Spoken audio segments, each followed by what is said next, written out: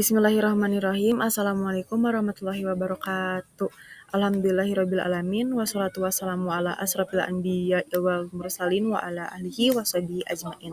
Perkenalkan, nama saya Kirna Sasabila dari semester 7 mahasiswa pendidikan biologi. Di sini saya akan menyampaikan tentang analisis jurnal yang sudah saya temukan. Judul jurnal yang saya temukan yaitu Pengembangan Media Mobile Learning sebagai Pendukung Sumber Belajar Biologi Siswa SMA. Nama jurnalnya yaitu Jurnal Kajian Teknologi Pendidikan, volume dan halamannya yaitu volume 3 nomor 1 halaman 10-17. Tahun terbitnya yaitu tahun 2020 dan nama penulisnya yaitu ada Ahmad Ripai, Sultan dan Sultani. Di sini ada latar belakang. Pada latar belakang jurnal ini yaitu kemajuan teknologi membawa pengaruh besar pada dunia pendidikan, termasuk dalam pemanfaatan media pembelajaran. Nah, proses belajar biologi di SMA ini sering dianggap sulit. Kenapa? Karena minimnya visualisasi materi. Nah, sehingga banyak siswa yang kurang termotivasi pada proses pembelajaran. Nah, smartphone ini sudah umum digunakan para siswa. Nah, bisa dimanfaatkan untuk pembelajaran berbasis mobile learning yang fleksibel, interaktif, dan juga sesuai dengan tuntunan kurikulum 2013 berbasis pendekatan saintifik. Nah, pada tujuan penelitian ini juga bertujuan untuk mengembangkan media mobile learning berbasis Android pada materi sistem imun kelas 10 SMA, serta menguji validitas dan kelayakan ataupun efektivitas sebagai sumber belajar. Di sini ada metode penelitian. Nah, pada metode penelitian pada jurnal ini menggunakan metode R&D dengan model Sugiono yang dimodifikasi menjadi 8 tahap.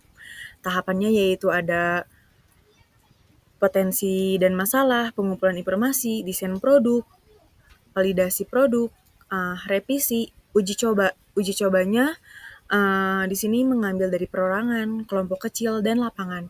Revisi lanjutan hingga produk akhir. Nah, isi pada jurnal ini yaitu ada validasi hasil media itu mencapai 96,25% dan ahli materinya ada 97,5%.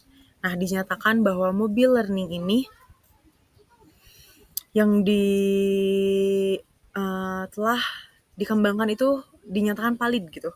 Terus ada pada uji coba perorangannya itu mencapai 90,8%, kelompok kecilnya yaitu mencapai 89,3%, dan lapangannya yaitu 94,58%. Nah, ini dinyatakan atau siap untuk diuji coba dan digunakan pada pembelajaran di kelas. Nah, terus juga ada tahapan hasil belajar. Ini itu mencapai 80%. Nah, maka disimpulkan bahwa mobile learning termasuk dalam kategori efektif ataupun tuntas mencapai KKM. Nah, untuk tes hasil belajarnya itu bisa disebutkan bahwa efektif dan tuntas mencapai KKM pembelajaran. Nah, jadi pembelajaran mobile learning ini tuh berbasis Android itu bisa disebutkan efektif gitu untuk mendukung pembelajaran, dapat meningkatkan minat dan perhatian siswa pada pematerian, terus juga bisa meningkatkan motivasi dan dapat diakses kapanpun dan dimanapun karena itu berbasisnya Android ataupun menggunakan smartphone gitu. Terus di sini juga ada kekurangannya. Nah, pada kekurangan penelitian itu hanya diuji pada satu sekolah saja dengan sampel yang terbatas gitu, hanya kepada 20 orang. Terus juga produknya hanya berbasis Android sehingga aksesnya itu juga terbatas, tidak bisa digunakan oleh perangkat lain selain Android.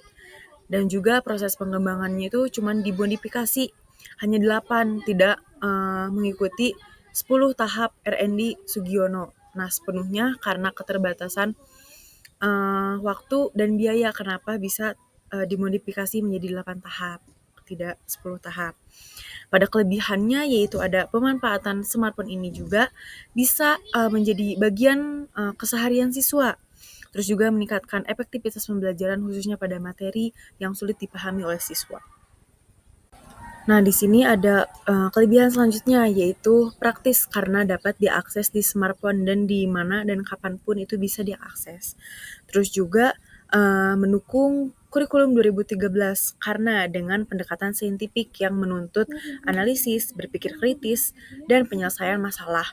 Terus juga di sini ada kesimpulan dari penelitian ini yang bisa ditarik, yaitu media mobile learning ini terbukti valid, layak, dan efektif digunakan dalam pembelajaran biologi yang sulit dipahami oleh siswa. Nah, media ini juga mampu meningkatkan motivasi serta kreativitas belajar siswa, serta relevan dengan kebutuhan zaman digital sekarang. Guru dapat memvariasikan media dan sumber belajar dengan mobile learning ini. Terus juga guru dapat memanfaatkan mengembangkan mobile learning sebagai variasi media pembelajaran agar lebih interaktif dan menarik saat pembelajaran berlangsung. Nah, mungkin cukup sekian dari presentasi yang bisa saya sampaikan ataupun menyampaikan hasil dari analisis jurnal saya. Dicukupkan, mohon maaf apabila ada kesalahan, kekurangan, ataupun kekeliruan. Saya tutup. Wassalamualaikum warahmatullahi wabarakatuh. Terima kasih.